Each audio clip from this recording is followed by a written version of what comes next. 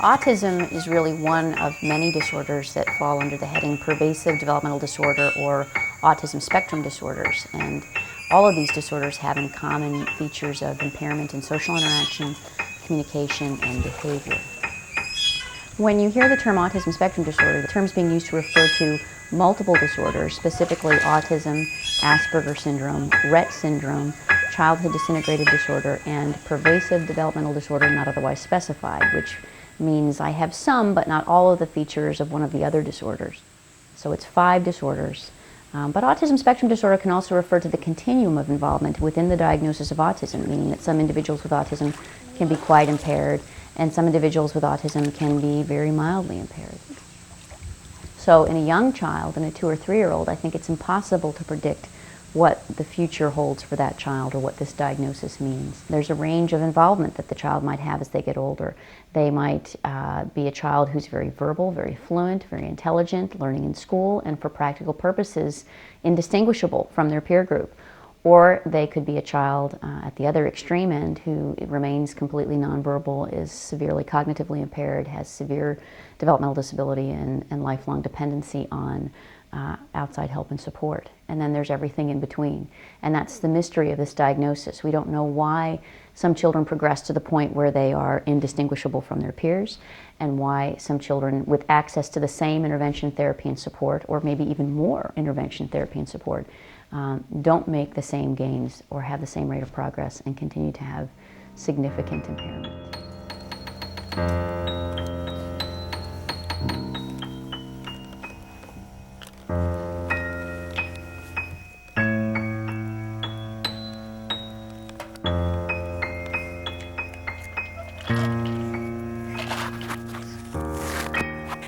It's an unusual world. It's a world that parallels in important ways what a small, very small child experiences.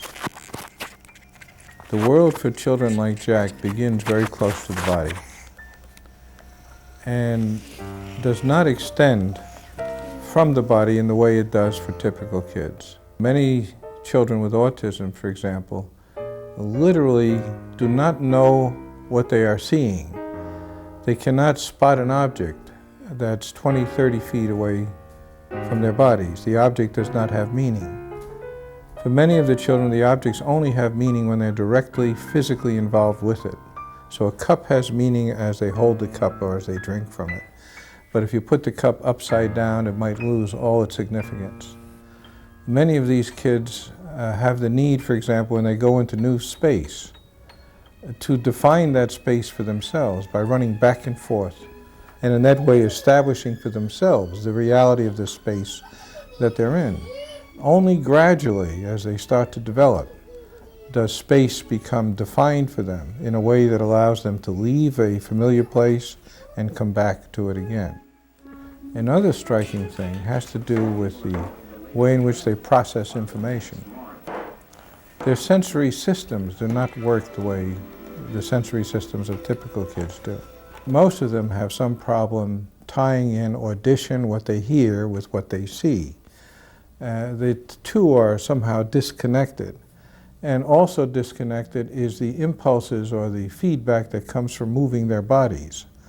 And so they lack a solid basis for developing a sense of their own physical being. Now, given those two facts, it becomes important to find ways to enhance the experience of the body and to find strategies that will allow children to move from place to place and to begin to process the world in the way that other kids do. Sit on it like a horse.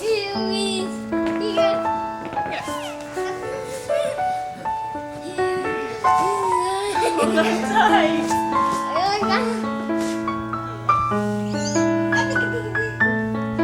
Do you want more or done?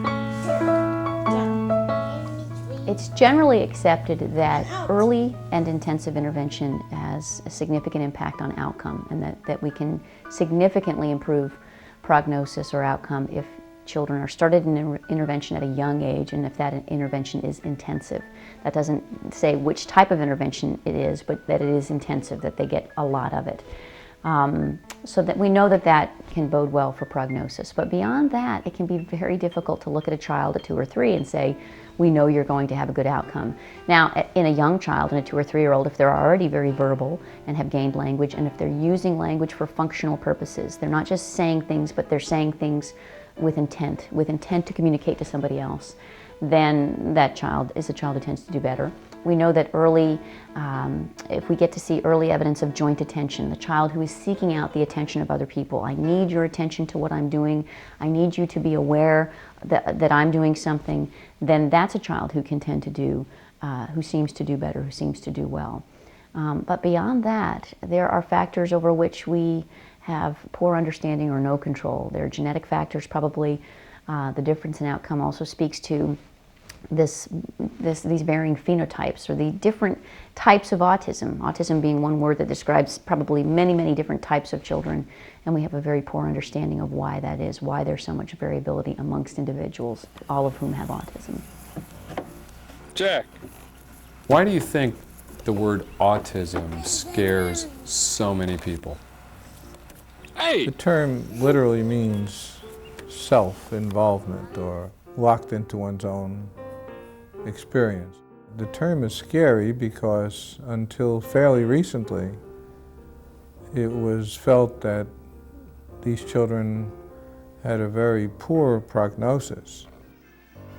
For many years, children with this diagnosis were institutionalized, or even prior to that, they're confused with retardation, and to this day, there is still a problem of differential diagnosis between children who are basically retarded and secondarily autistic versus those who have normal capacity but are autistic. That's still a tricky differential diagnosis for some kids. Parents have been concerned in large part because of the literature. The literature indicated that few, if any, marry in the future, relatively few were gainfully employed. Those people who went into the literature up to fairly recently were terribly depressed and disheartened. For parents of very young children, there's a very painful, active grieving process that's going on, and it will continue to go on through that child's life. And that's, to me, to be expected and normal, and I wouldn't expect anything different of a parent of a young, newly diagnosed child.